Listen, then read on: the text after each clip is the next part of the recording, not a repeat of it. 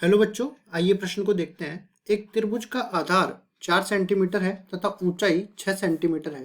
क्षेत्रफल ज्ञात कीजिए। प्रश्न को हल करने से पहले इसकी मुख्य अवधारणा के बारे में चर्चा करनी है।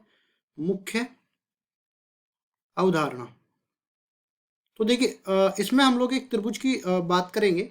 त्रिभुज में देखो, समकोण त्रिभुज में आधार गुणा ऊंचाई को अगर आधा कर दिया जाए तो वो क्षेत्रफल मिल जाएगा। लेकिन ये केवल समकोण त्रिभुज में ही नहीं होता है, ये हर एक त्रिभुज में इस तरह से ही बन जाता है। जैसे मान लो कोई भी त्रिभुज मैं यहाँ पे बना देता हूँ, ये अपने पास त्रिभुज ए बी सी, इसको नाम दे देता हूँ ए बी सी। अब देखो, इस बी सी को अगर मैं आधार मान लूँ तो बी सी की जो लंबवत भुजा होती है उसको लंब बोलते हैं, जो सामने वाले शीर्ष से गुजरती है। ठीक है, तो ये इसके लंब रहेगी और ये सामने वाले शीर्ष से गुजरेगी। ठीक है, इस बिंदु को मैं डी बिंदु नाम दे देता हूँ। यहां से मैं बोलूं कि बीसी तो इसका आधार है। ठीक है, बीसी इसका आधार हो जाएगा और ये जो एडी है, एडी इसकी ऊंचाई हो जाएगी, ऊंचाई।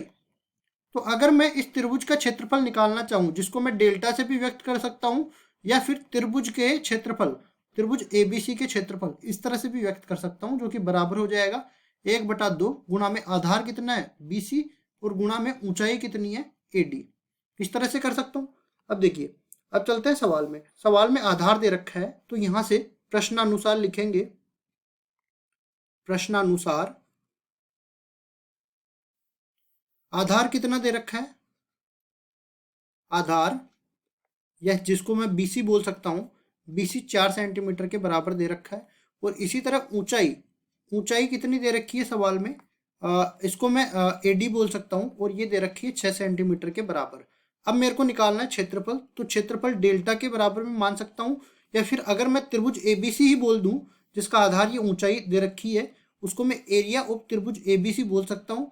और ये बराबर अपने पास हो जाएगा 1/2 गुणा में आधार गुणा में ऊंचाई। ये सूत्र मैंने लिख दिया है। आधार इसका 4 सेंटीमीटर है, ऊंचाई इसकी 6 सेंटीमीटर है। 2 से ये 4 कट जाएगा 2 बार। अब देखिए, डेल्टा का मान अपने पास किसके बराबर आ जाएगा, 6 दूनी 12। और इसकी इकाई की मैं बात करूं तो देखो, सेंटीमीटर ये है, सेंटीमीटर ये है, कुल मिला के सेंटीमीटर की घात 2 बन जाएगी। इस तरह से ये दिए हुए त्रिभुज का जो आधार और ऊंचाई दे रखी थी उसका क्षेत्रफल आ गया 12 सेंटीमीटर की घात 2। यही अपना उत्तर हो जाएगा। आशा करता हूँ ये सवाल आपको समझ में आया होगा। धन्यवाद।